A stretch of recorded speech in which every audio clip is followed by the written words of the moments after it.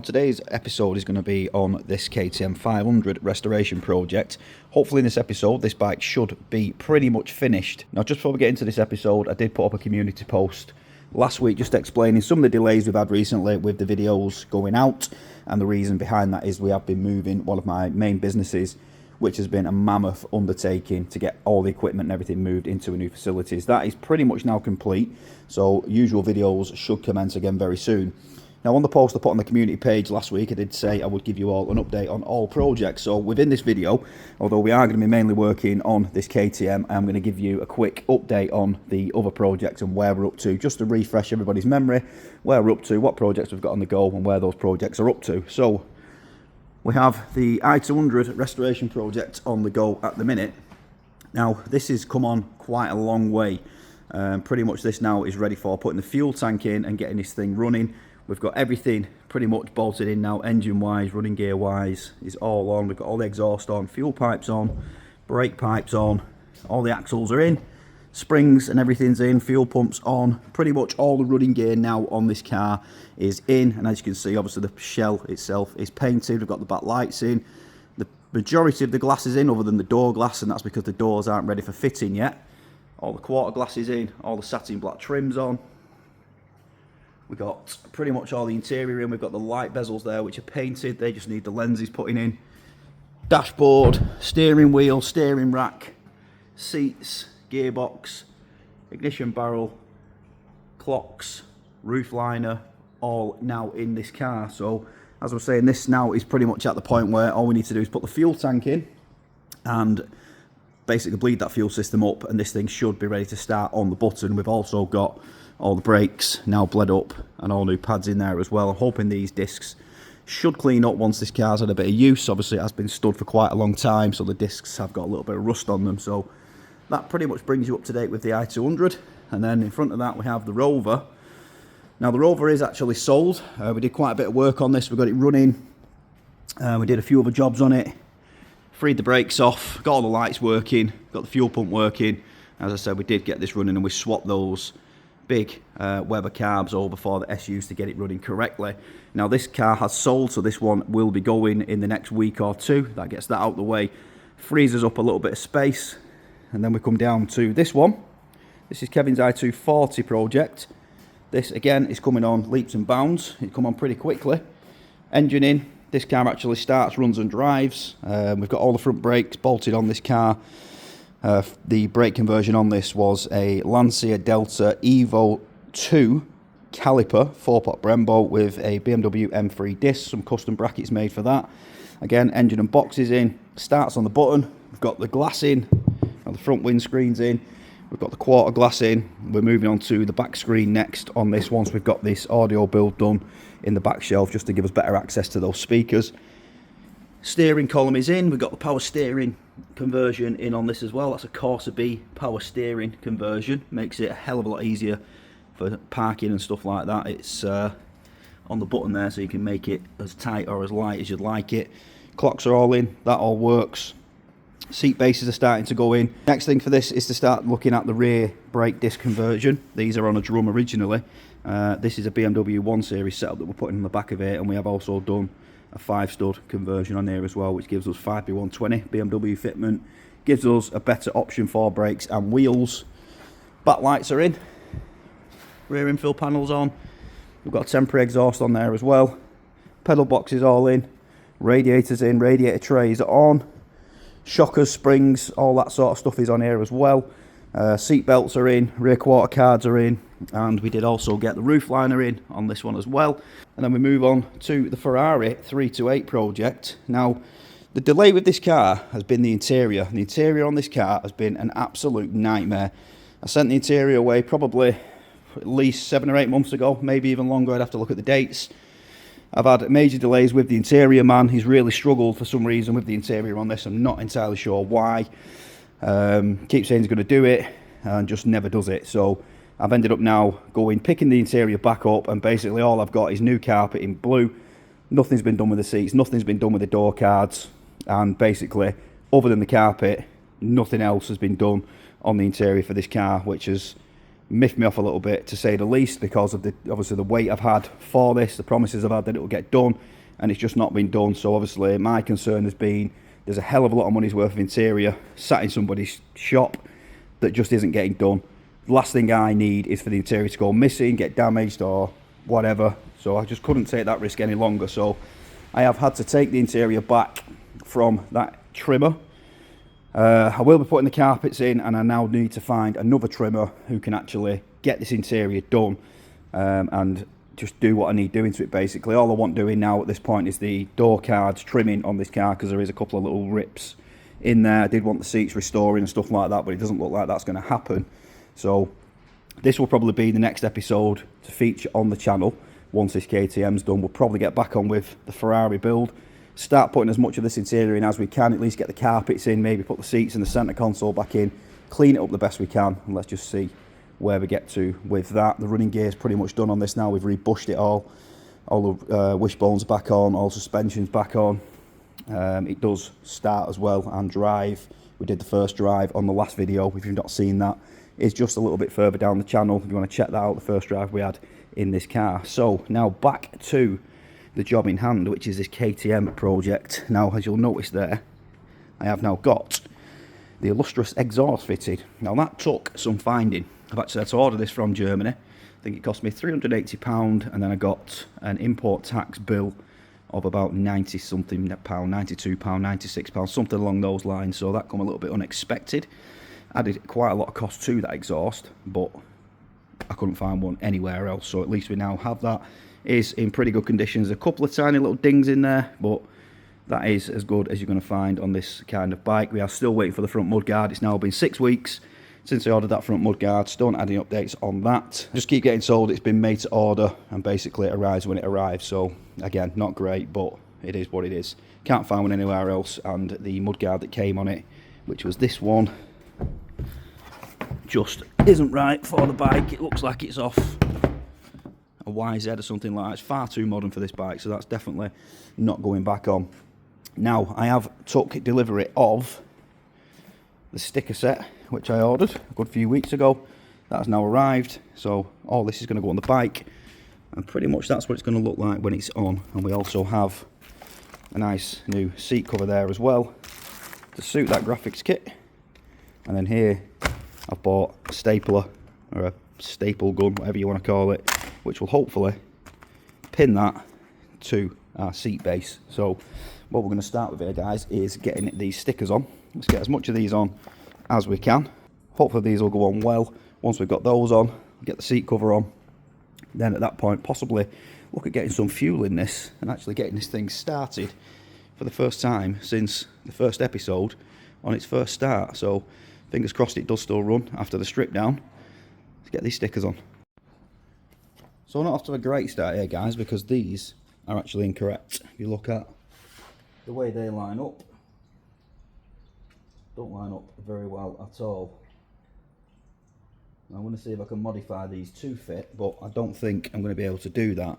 Now, when I bought this bike, I was told it was a 1988 model, and these are 1988 sticker set. However, this must be an 87 model, because as you can see there, the plastics have the 3 cutouts, these only have the 2. So a bit of a mistake on my part there, but just my luck, I suppose.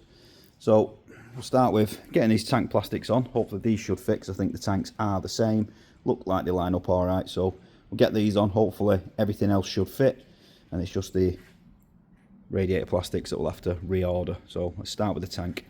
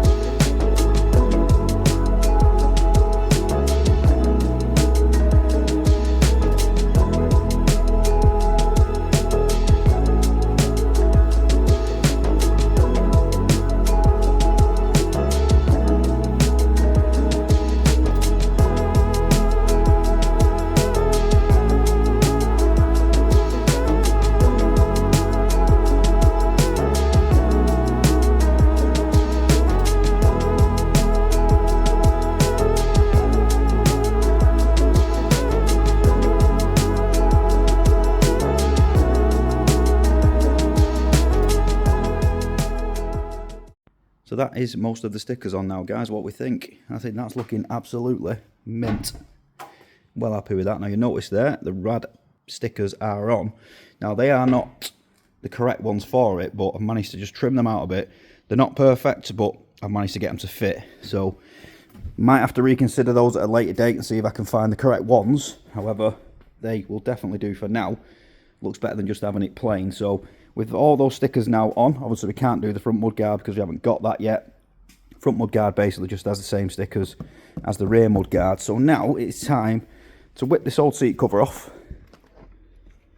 See if we can get all these old staples out and get that on there.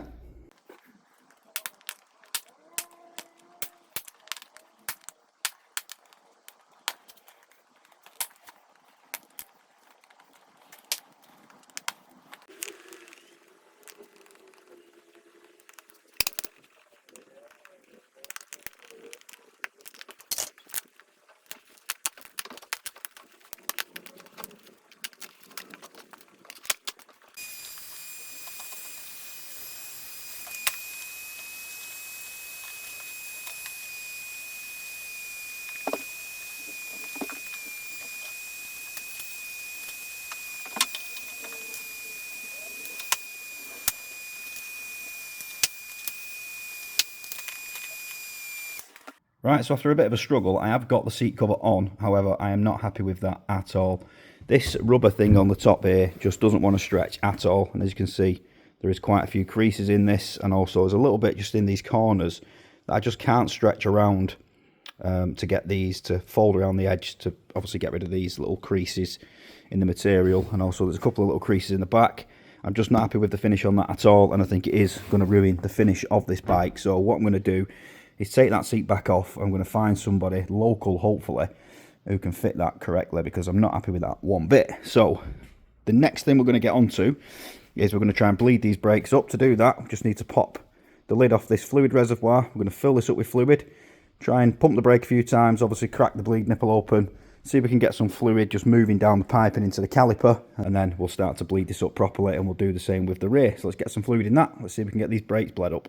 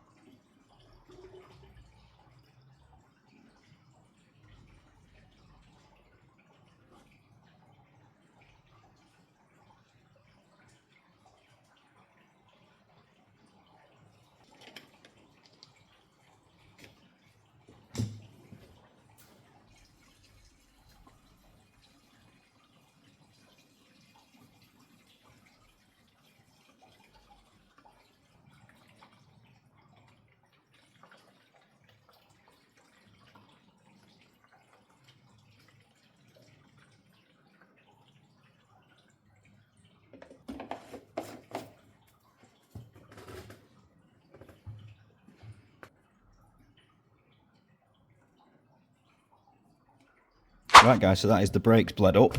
We've filled it with coolant and we've put a couple of litres of fuel in. I don't want to go too mad with the fuel. Now, I have heard a bit of a myth. Now, I had a friend tell me, apparently because I've painted these plastics and the fuel tank, I've been told that the paint on this fuel tank is likely to bubble because apparently these breathe through the plastic, and that is the reason for all the perforation in the sticker kits. Now, I'm not so entirely sure if that's true, but if anybody does know if that's the case, then please do put that down in the comments, because if that is the case, I'm not going to be very happy if my nice paint starts to bubble. So we might have to keep an eye on that. But yeah, if any of you guys know if that is actually a thing, please do put that down in the comments. So there is still a few bits to do on this. I've still got the engine mount there to tighten up.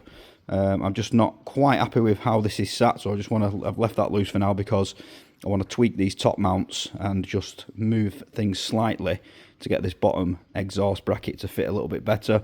We've still got the wheel bolts to torque up to spec and a few other things to torque up to spec, but there shouldn't be anything at this point, guys, actually stopping us from getting this thing started. So all that's left to do now is get my boots on, because I'm currently in trainers, because I'm absolutely terrified to kick this thing. I've had some bad experiences with CR500s and other big bikes in the past, kicking back and almost breaking my ankle. So not exactly looking forward to this in a sense, although I am looking forward to hearing it start with this exhaust on, because we haven't actually heard it with an exhaust on yet. But let's get the boots on. Let's see if we can get this thing started. Right, so an old pair of boots on. How many kicks do you think before this thing starts, guys? Put it down in the comments. How many kicks you think to get this thing started? So the plan here is, got myself a little hop up. I'm going to try and kick this and get my foot off that kickstart as soon as I can, just in case this thing does kick back. I don't want it to break my ankle or rip into the bottom of my foot. So I'm going to kick it and try and get my foot straight off this kickstart. Not looking forward to this. Let's go.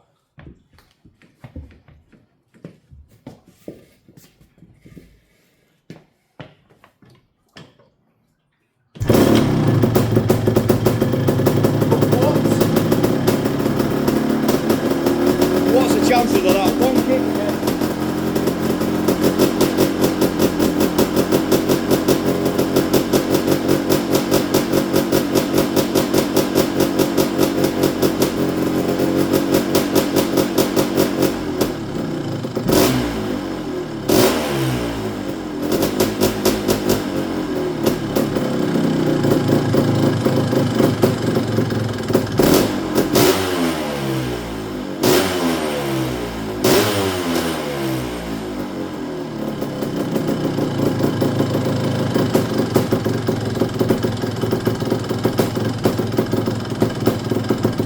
What is the chances of that, guys? First kick again, and you've all seen that car has been stripped, completely drained, and only just had fuel put in it. First kick again. Can't believe that. What was the chances of that, guys? First kick again, that's fired up. So the first time we went to start this after sitting for many, many years, we put some fresh fuel to it, just out of like an IV bottle, and it fired up first kick then, and I couldn't believe that. Now, you've all seen this carb been stripped. It's been completely drained. There was no fuel in that carb whatsoever.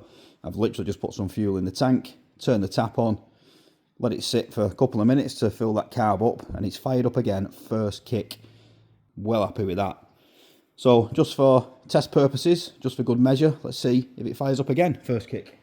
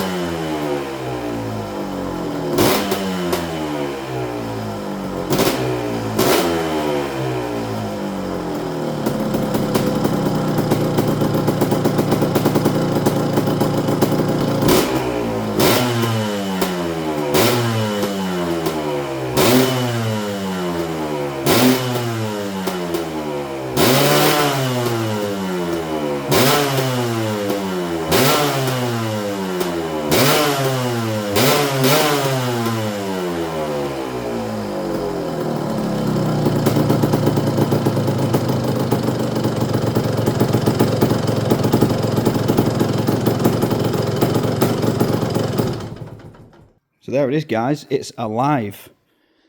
Well happy with how this has turned out. I think it's come out absolutely amazing, this bike. By the time that front mudguard is on, it's just going to finish it off nicely. Now, unfortunately, I can't take this for a drive down the yard. As much as I would have loved to have a go at this, these chain rollers and guides still haven't come. Now, obviously, I can't take the slack out of this chain until I've got the rollers on, because it does need a couple of links, maybe 1 or 2 links taken out. But I can't gauge that until I've got these rollers, because it is going to alter, obviously, how this chain is tightened. And I don't want to risk driving it with no chain guides or slippers on, because it's just going to wear into that swing arm, and I'm not willing to risk that at this stage of this restoration, because I don't want to obviously ruin the bike just for the sake of having a quick go on it before it's completely ready. So what I will do is, when them bits come and the front mudguard comes, I will do a short video on the channel. It won't be on the main video page, it will be on the shorts feed page. I'll just do a quick YouTube short of taking this thing down this yard, and let's see just what sort of power this has got. But I think it sounds absolutely amazing as well. Now, one thing I've just noticed, just whilst I was off camera there, I did put a bolt in this exhaust bracket, and I think it's just pulled it ever so slightly on a bit of a dodgy angle. And I think I actually need to adjust this exhaust, and I think I need to just take this bracket off here. There's a bracket just under there, you can see. I think I need to loosen that, loosen the Jubilee clips on the rubber joiner pipe between the back box and the main front pipe, and just push this thing backwards slightly, because it has got a little blow just on that front pipe there where it comes out of the cylinder head, and it didn't have that the first time we started it up, so it's only done that since I put that bolt in. I think it's just pulled it on a bit of a weird angle. So there's that to sort. There's a few other bits to do. We've still got to tighten the wheel bolts up and a couple of little bits and bobs, but it's not worth making a video out of, guys, so I am going to leave this one here. This is going to be the end of this project. If you have enjoyed this build, please do give us a thumbs up, give us a like, give us a share. Don't forget to hit that subscribe button, smash that hype button if you know how to, and we'll see you all on the next video.